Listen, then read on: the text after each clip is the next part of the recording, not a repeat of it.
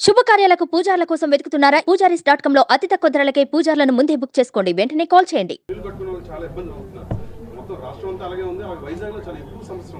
అంటే ఒక తణుకులో రిపోర్ట్స్ వచ్చినాయి. యాక్చువల్గా ప్రిలిమినరీ రిపోర్ట్స్ అది 59-69 కోట్లకి యాక్చువల్గా బాండ్స్ ఇవ్వాలంటే వాళ్ళు 730 కోట్లు విలువ చేసే బాండ్స్ ఇచ్చారు. అదేవిధంగా తిరుపతి డిఫరెంట్ ప్లేస్లో కూడా జరిగింది. అన్నింటిలో కమిటీ వేసాము. రిపోర్ట్స్ అన్నీ త్వరలో వస్తాయి. అవన్నీ స్టడీ చేసేసి ఏదైతే కోర్టు ఆదేశించిందో దాని ప్రకారం నెక్స్ట్ మంత్ ఎండింగ్ లోపల అన్ని దగ్గర బాండ్స్ రిలీజ్ చేస్తాం. జగన్మోహన్ రెడ్డి ప్రభుత్వం వ్యవహరించిన ఖండిస్తున్నాం అని చెప్పి వీలైతే నేను ధర్నా కూడా తీరడం బాధ్యత.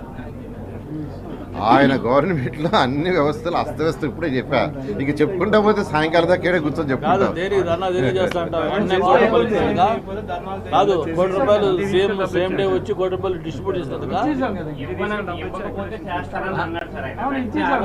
ఆయన చెప్పకముందే ఇచ్చాం, అనౌన్స్ చేసాం. ఆయన నెక్స్ట్ డే వచ్చాడు. యాక్చువల్గా స్టడీ చేస్తున్నామమ్మా. ఒక 2 months 3 months అందుకే 6 months అన్నది. 6 months పీరియడ్లో అన్ని క్లారిటీ ఇస్తాం. మనం చెప్పుకుంటే మీరు అడిగే ఇలా వాళ్ళు చేసిన అస్తవ్యస్తలు చెప్పుకుంటా పోతే సాయంకాలం దాకా ఇక్కడ కూర్చొని నా డిపార్ట్మెంటే చెప్తాను. అది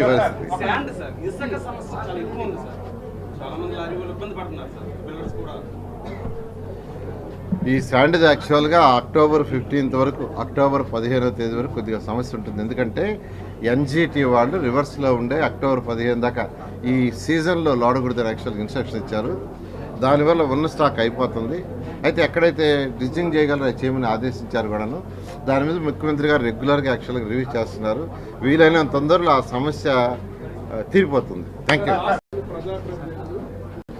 ముఖ్యంగా మున్సిపల్ సంబంధించిన పార్కులను ఆక్రమించి దాని మీద ప్లాన్లు తెచ్చుకోవడం, దాని నిర్మాణాలు చేయడం, లైక్ దువాడ, కుర్మాన్పాలెం చాలా ఉన్నాయి. వీళ్ళు కూడా నాకు ఏ రకంగా ముందుకెళ్తారు? ఎందుకంటే చాలా విశాఖపట్నం దానికి కేంద్ర బిందువుగా ఉంది. రాష్ట్రంలో 123 మున్సిపాలిటీస్ ఉంటే ప్రతి దాంట్లో ఏదైతే ప్రభుత్వ స్థలం పార్కులు కావచ్చు ఏదైనా 100% ఎవరైనా వదిలేయాల్సిందే. ఎవరిని ఆక్యుపై చేసింటే ఖచ్చితంగా ప్రభుత్వం మళ్ళీ బ్యాక్ తీసుకుంటుంది. దాంట్లో ఎటువంటిదే లేదు.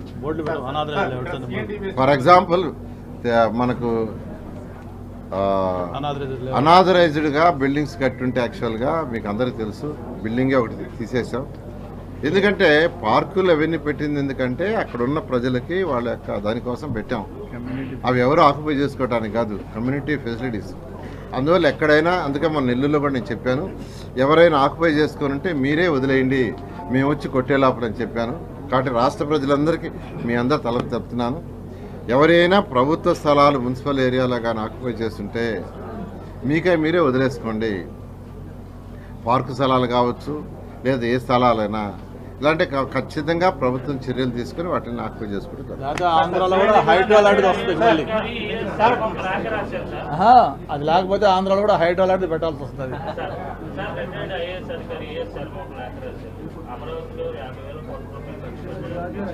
వైఎస్ఆర్సీపీలు ఏం చేశాడు?